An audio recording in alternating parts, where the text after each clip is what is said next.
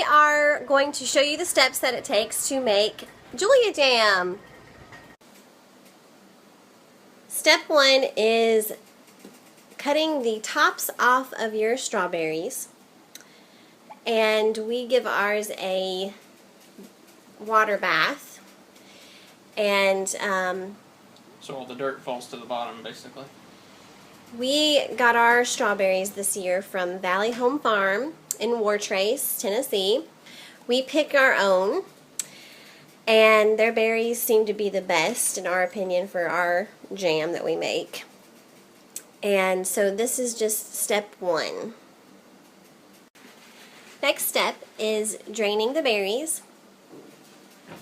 And we use a handheld processor that we got from Pampered Chef to basically crush the berries into like a mash, not completely liquid, but close enough to mash and just get it to a semi-liquid state. And there's different ways you can do your mashing, whatever's easiest in your preference. I used to use a potato masher. Yes. Before this.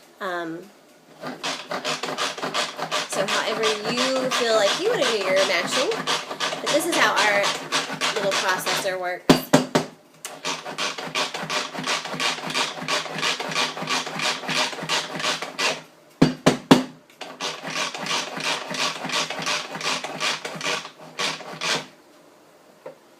Like that.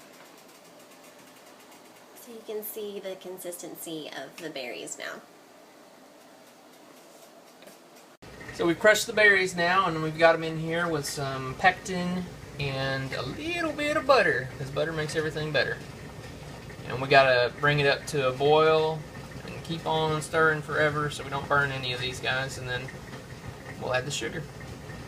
While we are doing this, we are sterilizing our jars over here in our canning bath, which I highly recommend. You can get one at Walmart. It comes with all of the tools. We have about 9 jars in here right now, and you sterilize them in boiling water for about 15 minutes. And once we remove those, the liquid will be ready to pour in. There we go. The next step after you get the berries to a boiling is adding 7 cups of sugar all at once. That's key, all at once, into your pot.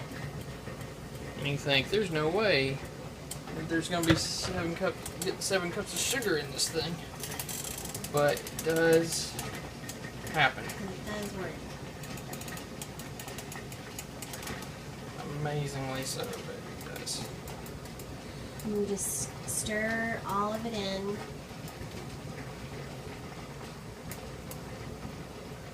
Makes these little balls for a while. Balls of sugar. Until they get all dissolved in there.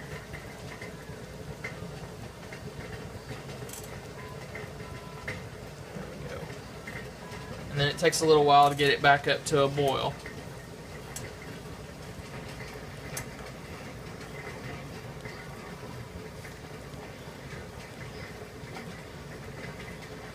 Once you do get it up to a boil, you let it boil for about a minute, and it is some scary stuff because it's liquid napalm in here and has a tendency to spit and that kind of thing. So, but you do have to keep stirring. So just use caution. Use caution. So it turns that nice shiny color because of all the sugar that's in it now, and it starts looking basically like jam.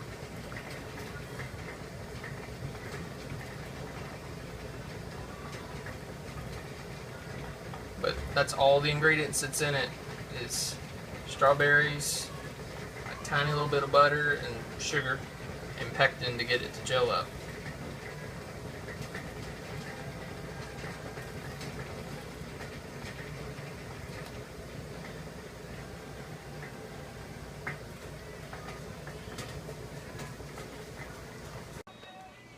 Okay, so after you get it after you've let it boil for a minute, then you got to skim off all the foam, because when it's boiling, it's going to create a lot of foam. And we use this as an opportunity to fill our jar. This is our trash jar, if you will, but it all tastes good, even though it doesn't look that awesome. So. And this jar we don't put back in the canning bath. Right. We just throw it in the fridge because we'll eat it immediately. Okay. So we're ready.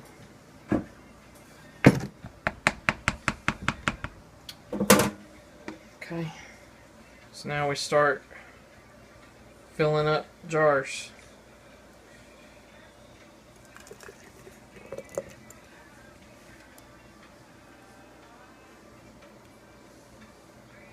Oops.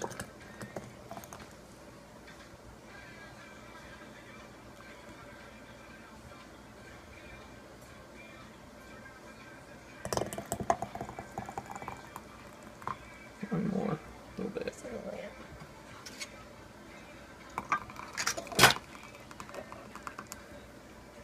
Okay.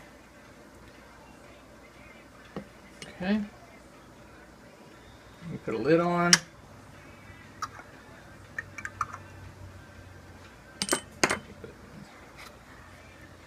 Screw down lid, and then you just barely finger tighten it. And then that one's ready to go in the bath. So we have filled our jars and put them back in the canning bath, boiling water for 5 minutes. And now we are just removing them, and then we will give them one final turn To tighten the lid. But you don't want it super tight. Just one more turn. And you'll start hearing the popping. Hopefully we'll get one on film. But that's a very good sign when you start hearing the popping. That means the air is sealed. Oh, there you go. There's one.